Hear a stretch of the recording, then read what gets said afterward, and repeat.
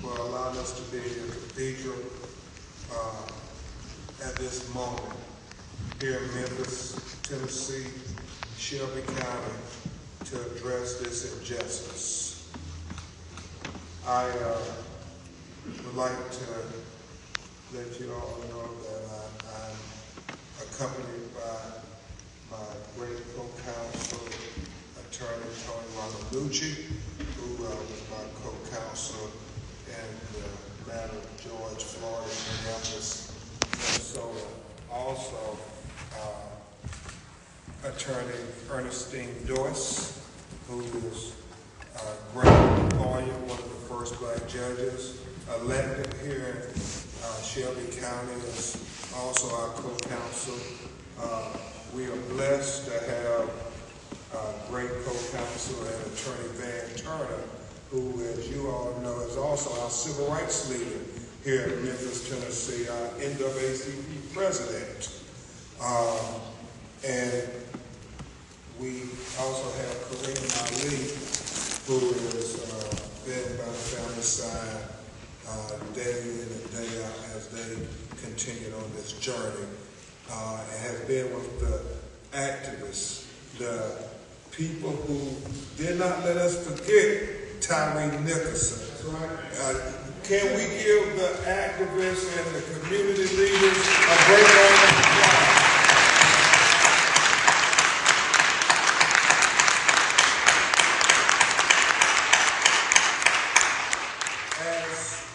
As Ms. Robin Wells, Tyree's mother, said, without you all, we wouldn't be here. And so we never forget that you all in the community are the first defenders, y'all the first responders for justice for our people. So thank you so much to you all. And we also have present here with us Tyre Nichols' mother, Ms. Robin Wells, Tyre's father, Mr. Rodney Wells, Tyre's grandmother, Ms. Lucille Washington, Tyre's aunt, Ms. Adriana Wells. Unfortunately, his sister and brothers had to go back to California, but they have been here for almost 2 weeks away from their jobs and family because they can't believe their brother is gone. And that is his sister Kiwana, his brother Jamal, and his brother Michael. They know what a good little brother he was. They know what a good father their brother was. And they certainly know what a great son Tyre was. But you're going to hear that from the people who knew Tyre best, the people who are most appropriate to give him a voice. And that is going to be his mother and father, who are going to tell you, after Attorney Ramanucci and Attorney Turner and I talk to you a little bit about what we were shown today. They're going to talk to you about not Tyre. Not Tyre. I mean, he was a good young man. That's right. A good young man. Everybody from FedEx, his co-workers, all his skateboarding community, all the people who were in photography class with him. I mean, this was a good kid.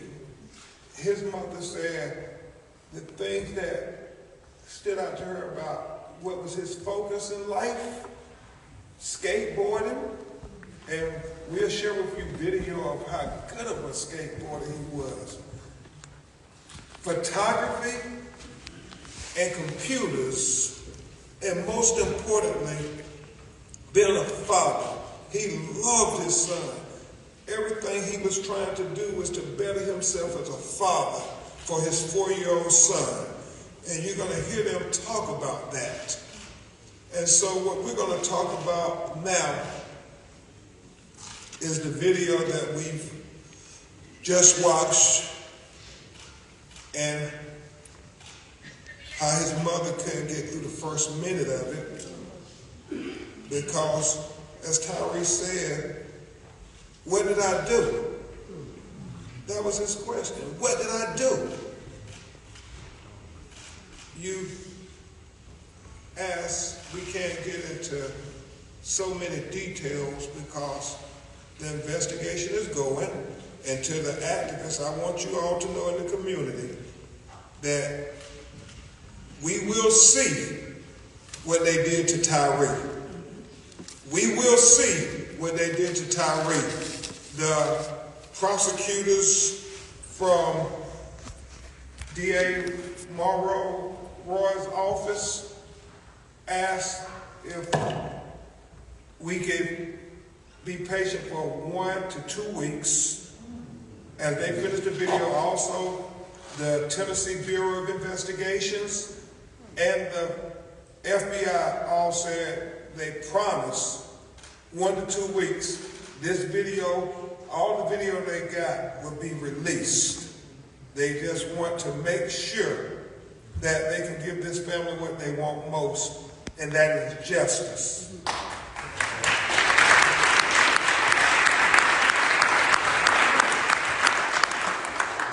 But what we can tell you about the video is it is appalling. It is deplorable. It is heinous. Turn around, what was your word? Violent? Violent. It is very troublesome on every level.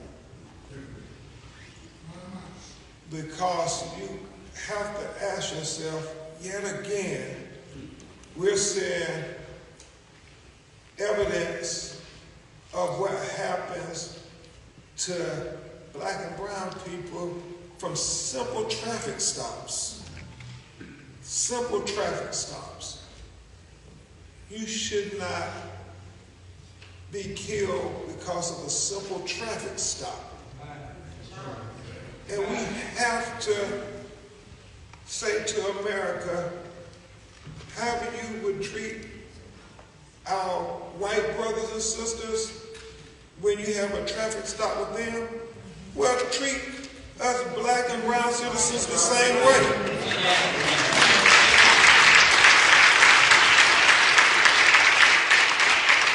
The same way. And I mean, Miss Wells let them have it. I mean, she was passionate that you can't keep killing our young black people over traffic stops.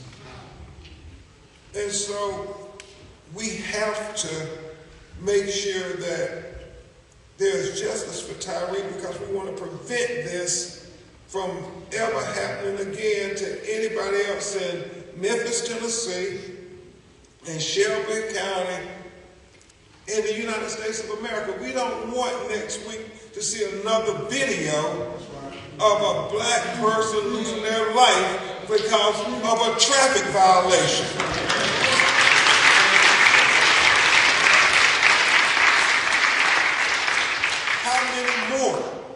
How many more? You know, we met with Mayor Strickland, and he offered his condolences and prayers to the family, and a promise of transparency. And probably more importantly, we met with Chief Davis, the police chief, a black woman, a black mother, who was very emotional when she talked with Miss Wells, right, Kareem? Yes, sir. She said, I'm not offering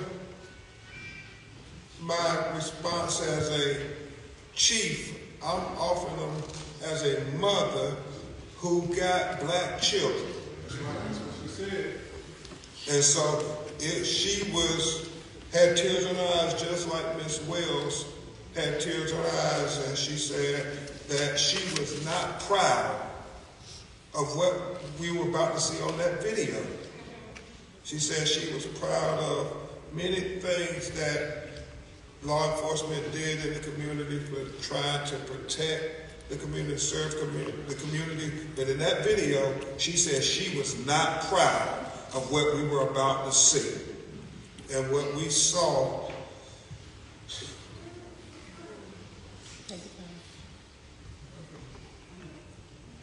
you know, regrettably, it reminded us of Rodney King video.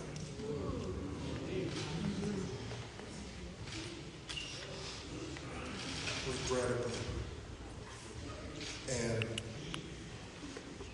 unlike Rodney King, Tyre didn't survive. And so we are here to demand justice for Tyre. And I know the officers were African-American officers. And I've already been getting the question about what is my response to that. And it is very simple. What I have come to learn from doing this civil rights work against excessive force policing is that it is not the race of the police officer that is the determinable factor of the amount of excessive force that would be exerted. It is the race of the citizen.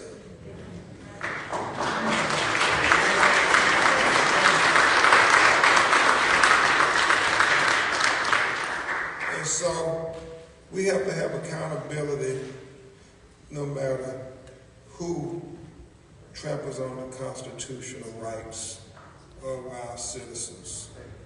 And it is so regrettable that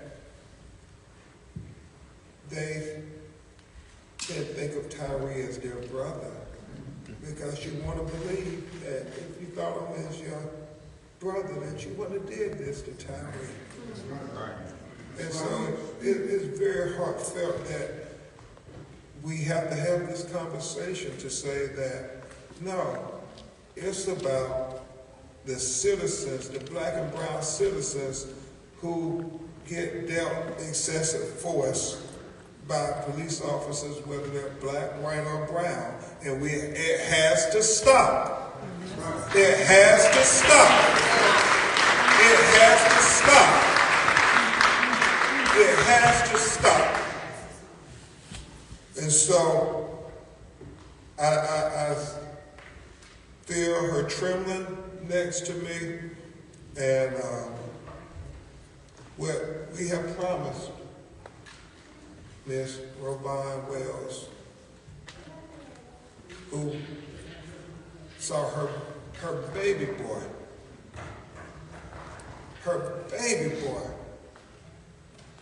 who lived with her, who went to work with his daddy every day at FedEx, who came home for lunch at 7 o'clock for their lunch break because they worked second shift from 2 to 10:30. And she would have their meals prepared. And she is just so heartbroken every day, but especially at 7 o'clock when she's expecting her husband and her son to come through that door on their lunch break. When only her husband comes, and she is still waiting for her son to come through that door. It is devastating on every level. So, as I beg Attorney Romanucci to address you, please continue to keep this family in your prayers, especially this broken-hearted mother who she just cannot understand why my baby. Now you'll hear from my great co-counsel, great lawyer, Attorney Tony Ramanucci.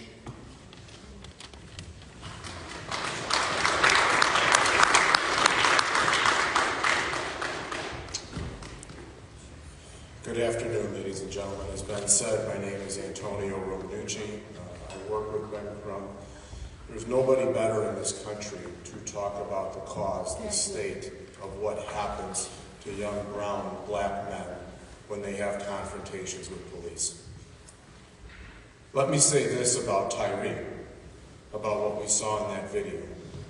We're here not to talk about what a great boy he was and what a good son he was to his mother. But let me tell you what he was in that video. He was defenseless the entire time. He was a human pinata for those police officers. It was an unadulterated, unabashed, non-stop beating of this young boy for 3 minutes. That is what we saw in that video. Ben told you what we saw. Not only was it violent, it was savage. Why? Where was the proportionality that is required in order for those officers to use that type of force against a defenseless young man? And where did he want to go? He wanted to go home. He was trying to run home because he knew that's where he could be safe with his mother. He wanted to be safe, but he couldn't be from the police officers who somehow, this is what we know, I think anticipated the violence when they initially made the traffic stop. And that's because we know these officers, at least some of them, were from the organized crime unit. They were in unmarked cars. Why are they conducting traffic stops?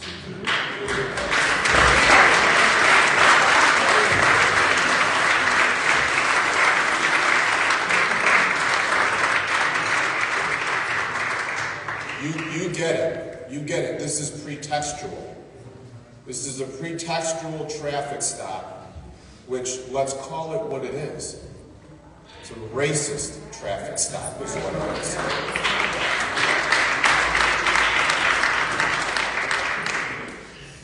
The proportionality was gone. These police officers felt, in their mind, they knew they could get away with this sort of violence. Why? Because there's a sense of impunity, there's a sense of culture within the police department, not only here but across the country, that they will hide for themselves, they will cover up for themselves. And ladies and gentlemen, I'm so sorry I did this. I covered up my paper on the Holy Bible, but we are here today to say to you, so help me God, when is this going to stop? We must stop this, and we must stop it through the actions of Ben. We must stop it through the courage of the parents. We must stop it through the courage that we take to the courts. There are many, many ways to do this. We must stop this. I'm going to repeat it because it was so important. We had a meeting today with the district attorney and the federal government, and we left that meeting, I think, very confidently saying that we're encouraged that they're going to do the right thing. And we trust that. And let's trust that. So let's please exercise patience until that video comes out. And then you may be able to look and you can be your own judge of what we say, of what we are saying today, whether it bears any truth.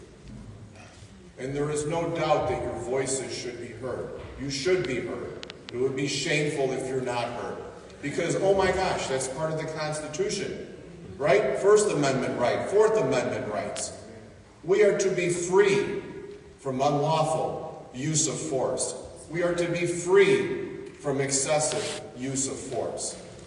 Where was this young man's constitutional right that day? Well, we're not going to stop our rights from being heard about what happened to Tyre. So I'd like to close. I know Okay, well, I could talk a lot more about what we're going to do. But we are conducting our own civil investigation. We are going to move forward very soon as we can, with litigation. This is a Section 1983 case, and we are going to do whatever we can to ensure that this doesn't happen again. What happened to Tyre should be the end. Not only are we looking for justice, but we're looking for changes. We have to demand policy changes. Must.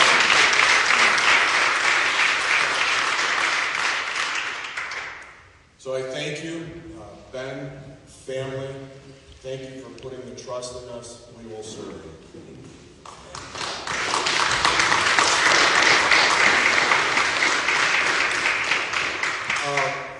Thank you so much, Attorney Ramanucci, for your advocacy. We all got to be advocates. We all have to be advocates.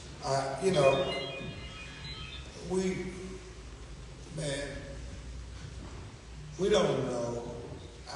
I can't even fathom what's going through their head. I hear from officers and adrenaline and pumping and stuff, but at some point, it becomes about humanity. Just humanity for your fellow human being. And so, I just think about when he said, I'm just trying to go home. At what point does the humanity come in and say, this doesn't seem to be a bad person? I mean, I just want to go home. And then, I don't know if this makes Miss Robin feel any better, but the last words on the video, he's only about 80 to 100 yards from his house, and he calls for his mom 3 times. Mom. He's called for his mom and son. Where's the humanity? Where's the humanity? We're going to hear from a great civil rights leader right here in your midst. Before we bring the family up, he fights for the humanity of all of us here in Shelby County, and he's fighting with us for Tyre's humanity. Attorney Ben Crump, President of the NAACP.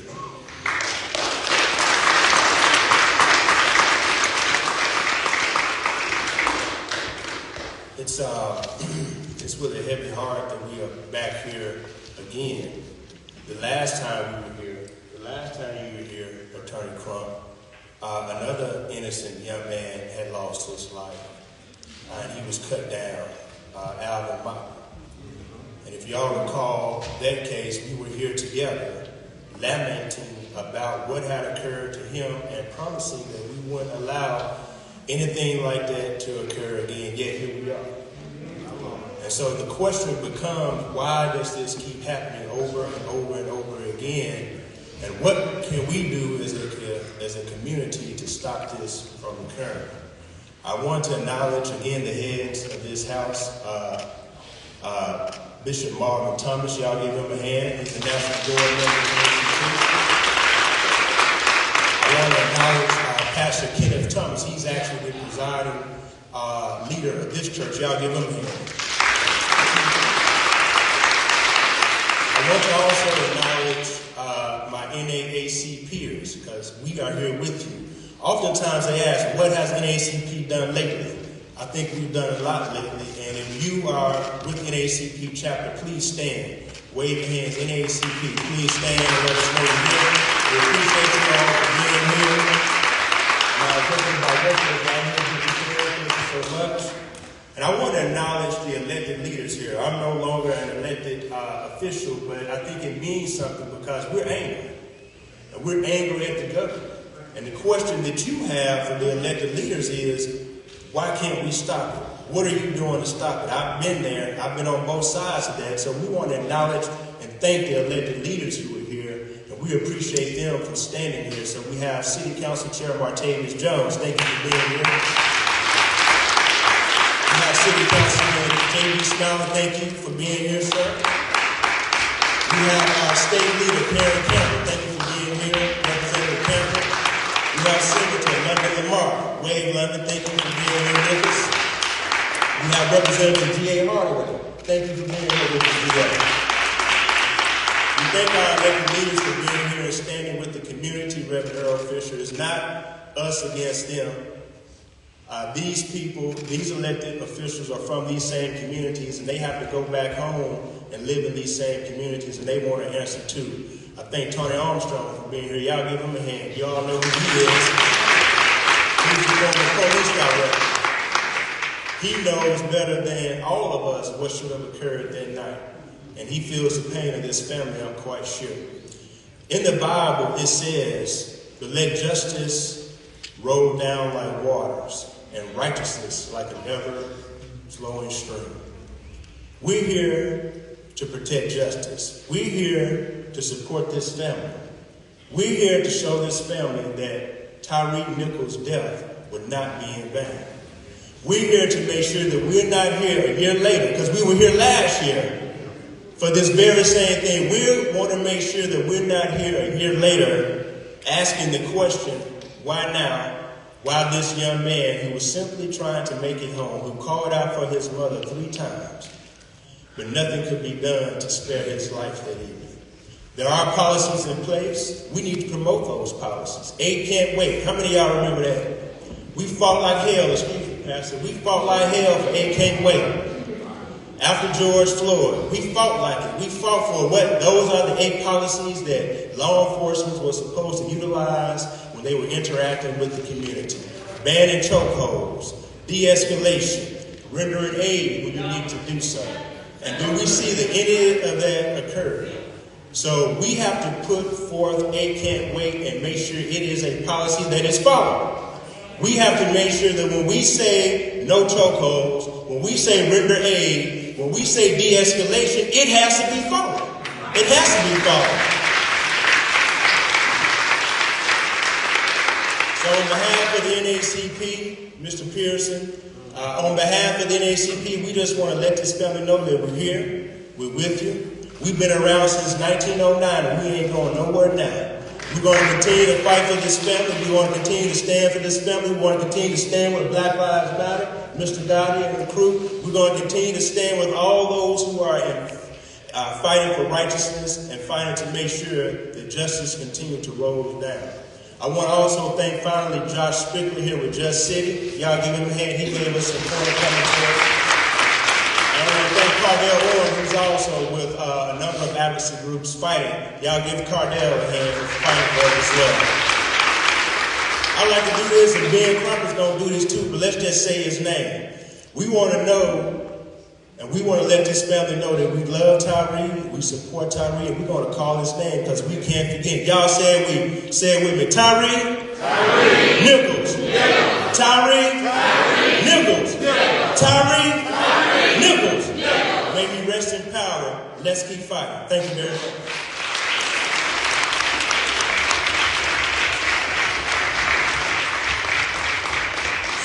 Thank you so much, President Turner. Now you will hear from Tyre's parents. First you will hear from his father, Rodney Wells. And they're going to try to get to the best they can. You will see what they did to Tyre. They saw it today. And when people want to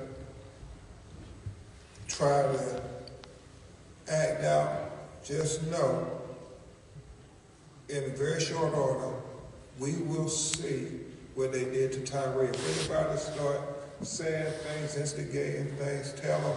Now, Attorney Crump said, we will see what they did to Tyre. Right. Y'all, we will see what they did to Tyre. We will see what they did to Tyre. We will see what they did to Tyre. We will see what they did to Tyre. And so his father, Mr. Rodney Wells, is going to talk to you a little bit about what he saw. And so y'all pray for him and give him a big round of applause as he tries to hold his queen up.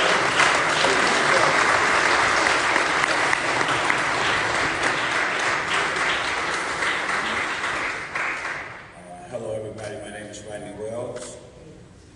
I was Tyre's stepfather, but you can take the step out of it because that was my son.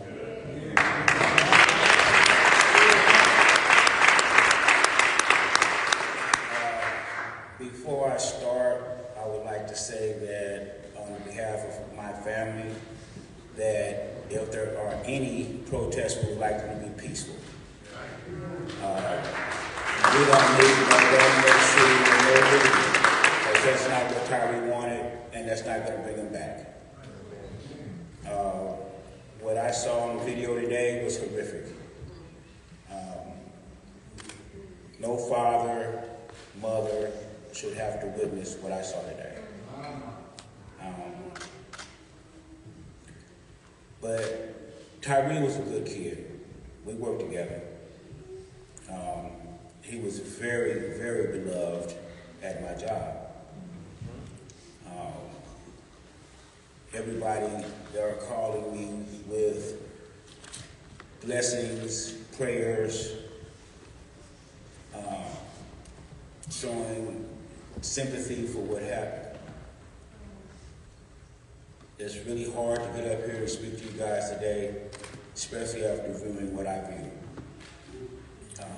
I got to stay strong for my family, for my wife especially. That was her youngest baby. He meant the world to her. You know, and what made it even harder was he came along a little bit later than the other three. His sister, she was 12 when he was born. So that was her baby. That wasn't Mama's baby, that was her baby. Wherever she went, he went. And of all the siblings, I think she took it the hardest. So, Tyre was just a good kid, man. He loved more than anything besides what they just mentioned is watching the sunset. Every day at lunch, if he didn't come home for lunch, he was at Shelby Farms watching the sunset, taking pictures. That was his passion. And I had just told him recently, I said, son, you got to put that skateboard down, you're getting too old. No. You have a full-time job now. You have to come to work every day. And he looked at me like, you're right. Because that was his passion, that's what he liked to do. But I really don't have anything else to say. All I know is my son was a great, great kid. He didn't deserve what he got. Now what he deserves is justice. Yes.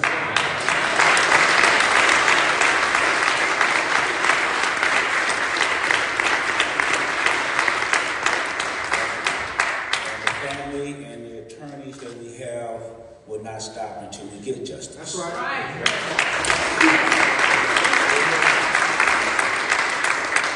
And as I said from day one, justice for us is murder one. So, anything short of that, we will not accept. So, that's our goal, and I thank you guys for listening.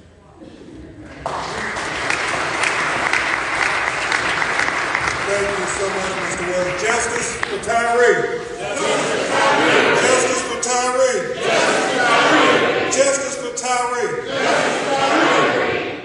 And even when the cameras are gone and everybody want y'all to continue to say it so Ms. Rovan won't think she's by herself. You gotta stay with her.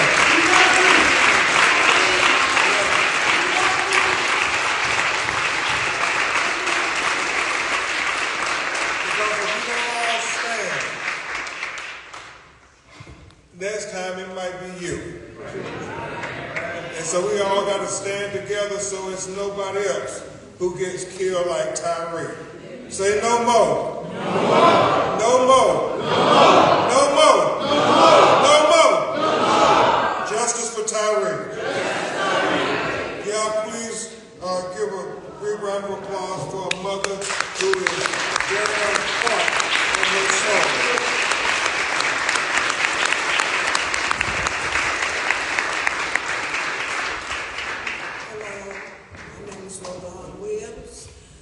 Tyre's mother. Take your time. My son.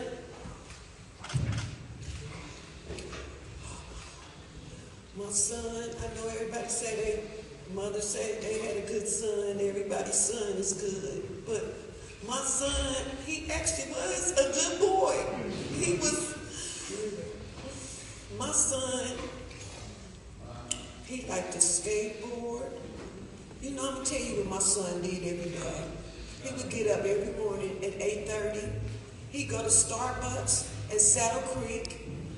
If it's during the week, he'd be home by 11. He'd take him a little nap before he goes to work.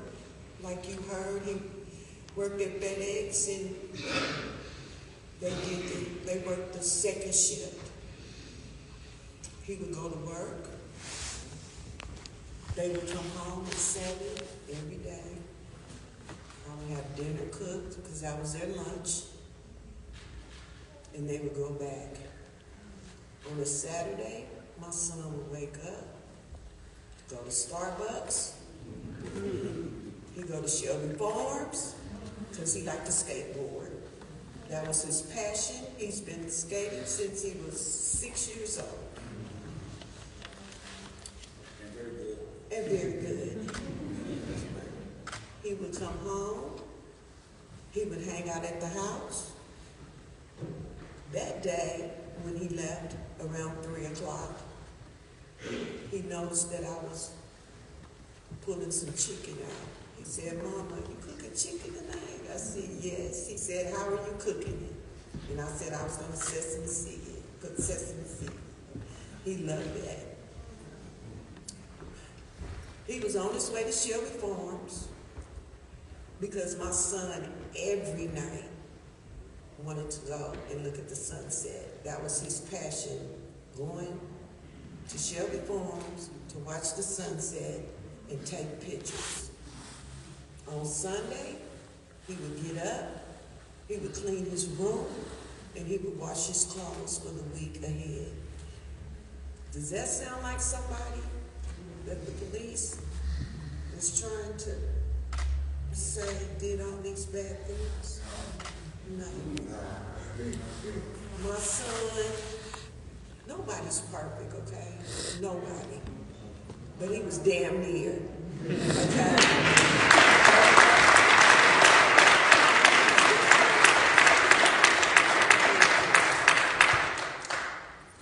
My son, he came here right before the pandemic.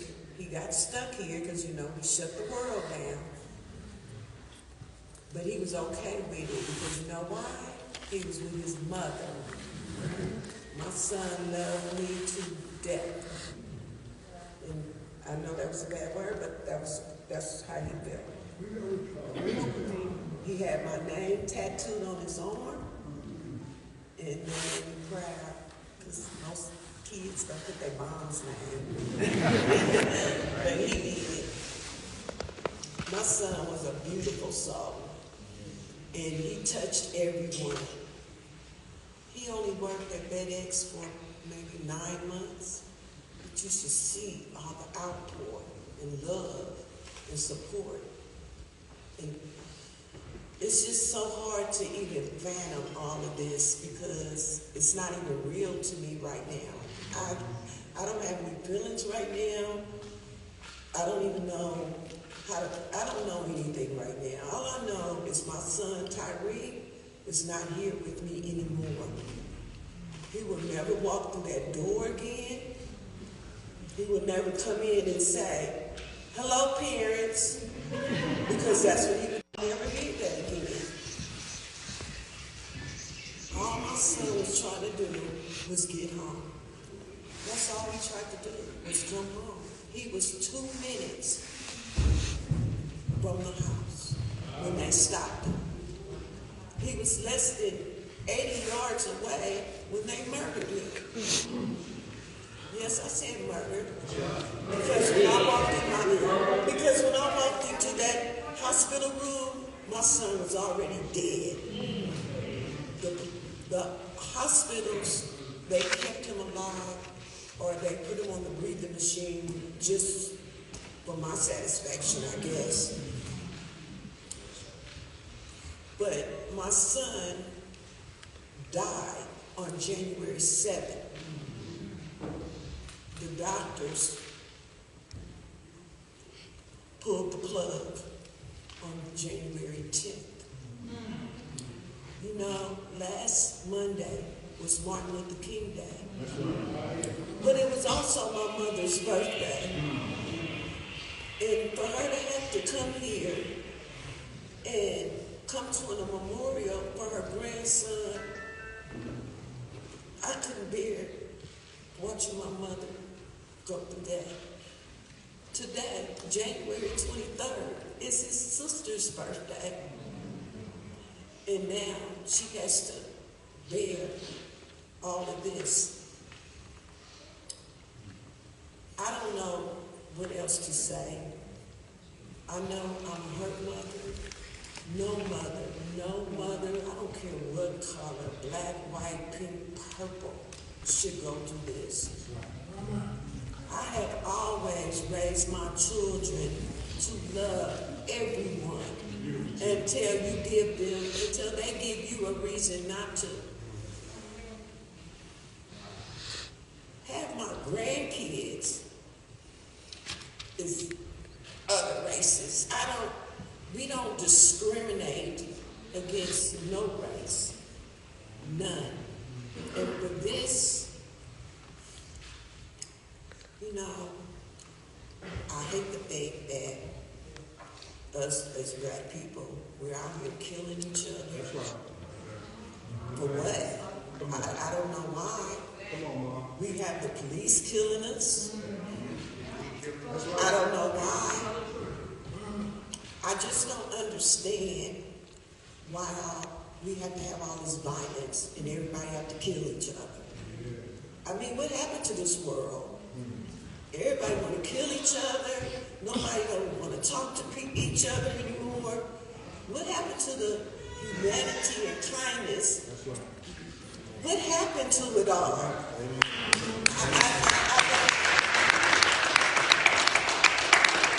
just want to say, I want everybody to thank you guys for coming. And we're going to get justice for my son Tyre, if that's the last breath I take. That's right.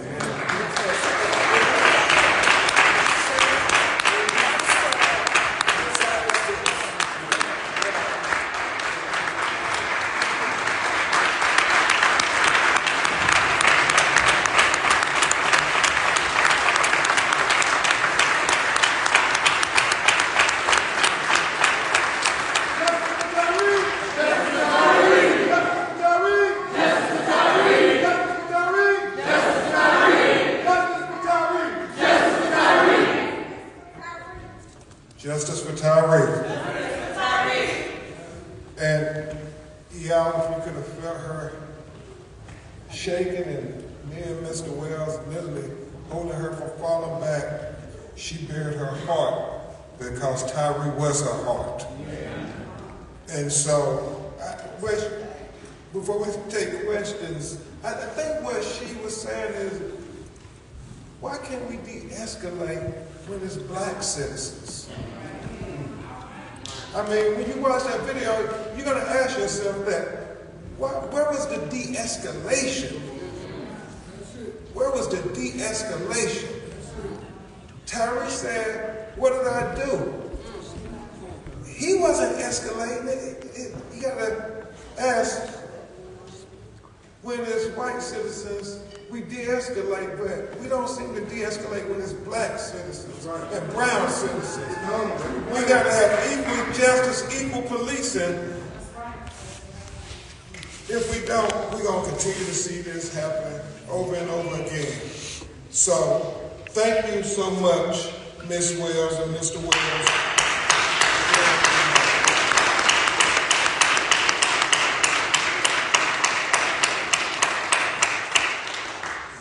And I'll make sure Ms. Wells says she not just saying her son was a good skateboarder, she gonna show y'all. Press at BenCrump.com. She wants everybody to see him skateboarding, doing what he did, love to do. Love to do. And also, Tony Romanucci, you say you're a photographer. Tyre gonna show you about photography. We're gonna show you some of his pictures of sunsets with him. Because it mattered, and he mattered.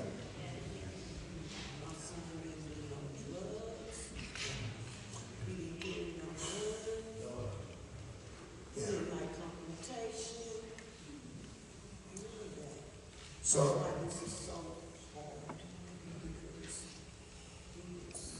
and I like to share one thing. I just want to clear up a bit in case anybody says something about it. Our son ran because he was scared for his life. He did not run because he was trying to get rid of no drugs, no guns, no any of that. He ran because he was scared for his life. And when you see the video, you will see why he was scared for his life. Okay? So I just wanted to share that in case anybody try to throw that out there. Why did he run? Because we've heard that on social media. He ran because he was scared for his life. He was trying to get home to his mother and father. It's the only reason. thank you. Thank you, Mr. Williams. Thank you for bringing that up. Tyre had Crohn's disease, and as a result of Crohn's disease, you have significant weight loss. Tyre weighed, 140 pounds? And how tall was it? 6'3", 145 pounds. How much? We'll take your questions. Any questions? Yes, ma'am. Yeah, I know we haven't seen the surveillance video yet, but is there an explanation as to why it took 5 officers for one person who weighed less than 150 pounds? You know, Attorney Robert Nucci and Kareem Ali and us, that's what we kept asking ourselves. Mr. Wells kept saying, why? Why do they have to do all of this? You all are going to have to watch that video and judge for yourselves. Why did they feel they had to do all of this for a young man who weighed, as his dad said, $150 soaking wet? And all of them were clearly bigger than him. They outweighed him. Why did they feel they had to use this kind of force? We just don't know. Yeah. Was this? Which one? Let's go let the lady first and then you, sir. Was the video that was viewed, was that body cam video or? It was video, and so that's all we know is video. Yes, ma'am. And there's some audio to the video as well. Are you aware that today EMT officers with the fire department were suspended for their lack of doing what they were supposed to do at the scene and covering them? No, we were not aware of that. A whole ship was suspended this morning out of Fire Station 55. Well, thank you for sharing it. I know Ms. Wells and Mr. Wells want there to be accountability for everything that happened on that video. And thank God they had video. Thank God they had video.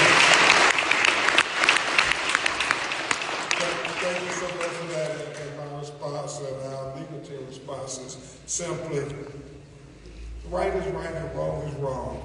And when you watch that video, you will see people if they did right, or people if they did wrong. And we have to have equal justice. It doesn't matter if you're a police officer or you're a citizen. If you don't do right, you have to be held accountable. Especially when somebody loses their life tragically. Ben, did you see was it just one body camera video, or did you see 5 body camera videos? And was it just police body camera video, or was it police body camera videos and surveillance video? Can you tell us how many videos you saw? All we know they were videos. We saw multiple videos. That's what we are allowed to say. Okay. Yes, ma'am, beside you, and then we'll come here and review. The footage that you saw, does it show all 5 officers participating in the beating? It showed multiple officers participating and doing things that we felt were clearly excessive, and apparently so did the police department here in Memphis. Yes, ma'am. I think the $1 million question is, how did you feel when you seen the video and recognized that they were not white officers? You know, as I said on previous occasions, it doesn't matter if the hand who pulled the trigger who killed your son was a black hand or a white hand, the pain is still the same. Yeah. It didn't matter. The pain is still the same. And that's why we're here. You know, Reverend Al talks to the family and he talks about people have this misnomer that we are anti-white cops. No, we're anti-bad cops. It doesn't matter what race they are. Yes, ma'am. You've talked in the past about the importance of video. Can you speak specifically to this case, comparing the original police narrative to what you saw on the video today? So I don't know what the original police narrative was. The original police narrative was that my son was pulled over for a DUI. We were told that all of this occurred right there at Boston Ranch. We did not know that it occurred 3 houses from our house. So the more investigation and the more videos or stuff that was showing up, we found out that it was not at Boston Ranch. So to me, it was a cover-up from the start. Yeah. You know, they were trying to cover their tail from the start. We thought that it occurred in the field right across from Boston Ranch. It's an open field right there. And that was the first thing that we saw on the news. But it didn't. So, and then, like I said, they was talking about my son ran, which he did. But he ran for his life. He didn't run for any other reason. Were the police officers all in uniform, or were they? Yeah. How important is video in this Now, particular? video in every case, but in particular in this case, was critical.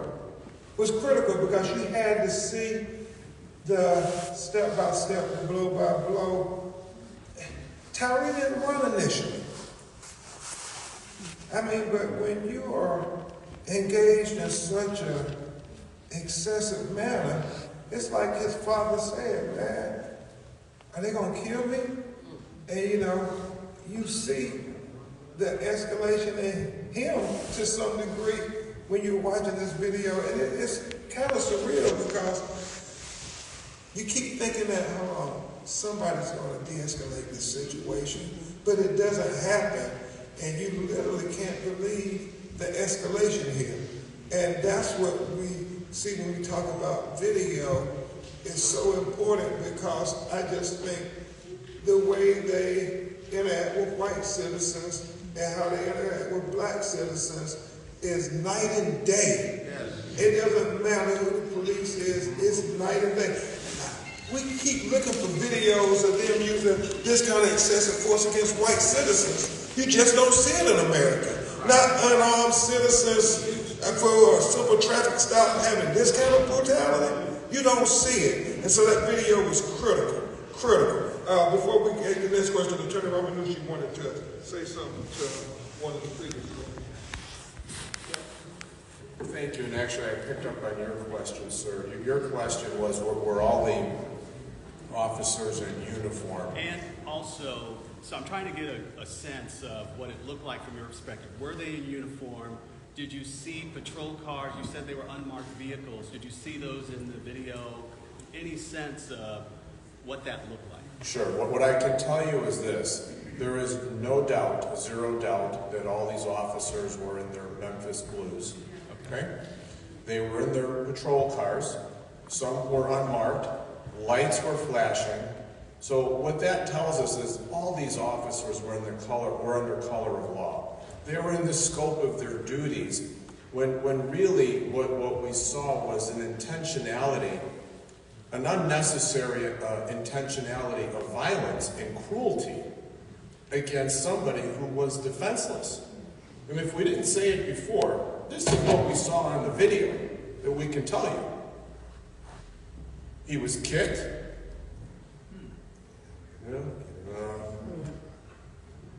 There were multiple uses of force used against him. Multiple uses of force. That's Did the what we can officers say. say anything? Did you hear anything that the officers said?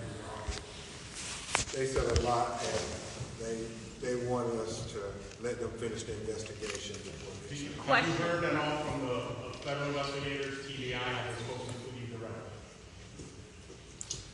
We've only met with them. Question, was Tyre handcuffed? Withholding the video for 1 or 2 weeks? Was Tyre Nichols? The family made the decision that they wanted to make sure they got justice, so they said let them do what they needed to do to get everything appropriate, so there would be no technicalities why people would not be held accountable. Because what this family wants is what every citizen is entitled to, and that's full justice. Not just civil accountability, but you want criminal culpability too. And so that's why the family made the decision to let them have the time to, not much time, because when you got video, it shouldn't take that long. You know, so thank you for that question. We'll take a few more. I have a question, two parts. First, in that video, did you at all see if Tyre Nichols was handcuffed? And also, could you also hear or probably see witnesses in that video on scene? Say it again, please. So I want to know, at all, did you see Tyre Nichols handcuffed when he was getting beaten? And I also want to know if you guys saw or heard witnesses on the scene of that video. Did we see what? Witnesses. Do you know if he was tased? Do you know if he was handcuffed? Well, Do you know if we know he witnesses were on was scene? tased, we know he was pepper sprayed, and we know he was restrained. And so when Attorney Rodriguez says he was defenseless, you saw him being restrained.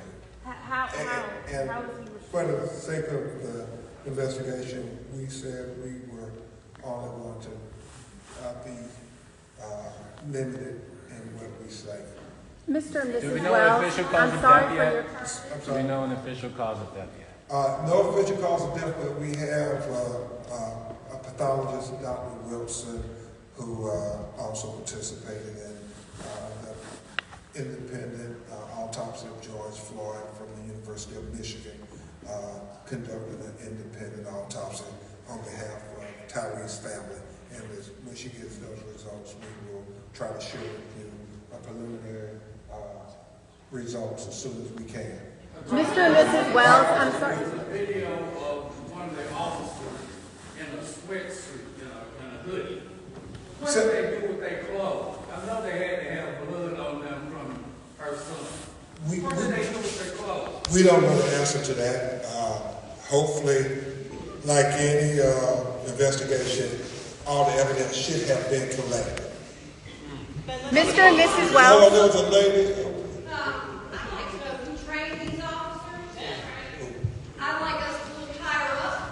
Because it's really easy to say, these 5 minutes did this. But this is a bigger thing. So who trained them? You know, I'm gonna my co-counsel Attorney Romanucci talk about that because that's gonna be a big part of the civil lawsuit. Brother Crump, I just want to speak to you about what you said about the video being released. Because, they're supposed to already have been released. Valerie Calhoun had already questioned Mel Strickland and called him in a lie about the video. He's supposed to be been released this week. So could you give us any concrete evidence for sure with what you said that it's going to be released this week? Yeah, well, they said 1 week, no more than 2 weeks. They promised the family that. The family said they would give them that time if they made sure they did a thorough investigation where they would be held accountable. So the family wants justice. They don't want them to come up with some technicality that they did something wrong. And so that was the family allowing them to have 1 to 2 more weeks. Now, they don't have it in 2 weeks, brother. Yeah. Y'all do what y'all got to do. Mr. and Mrs. Wells.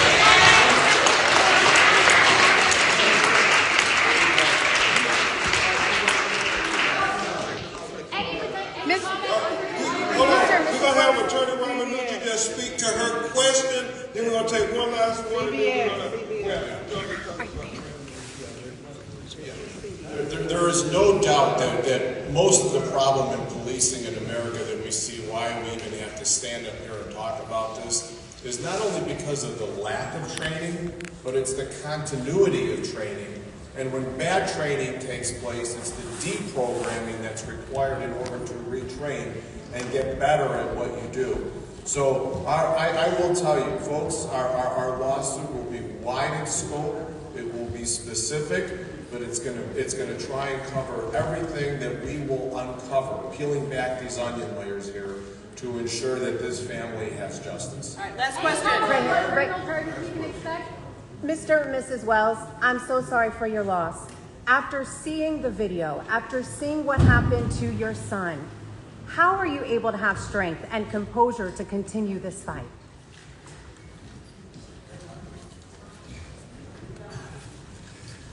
Because we have to fight for justice and have to stay strong for my family.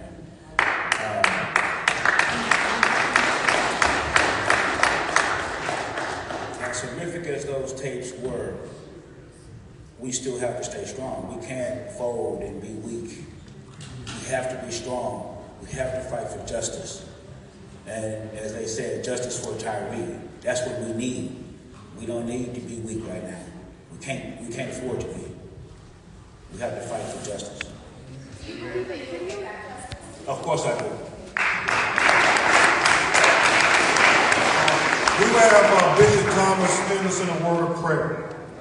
Bishop Thomas, thank you. Let us bow our heads. And our prayer is simply go in peace, but be restless in your peace until justice comes for Tyre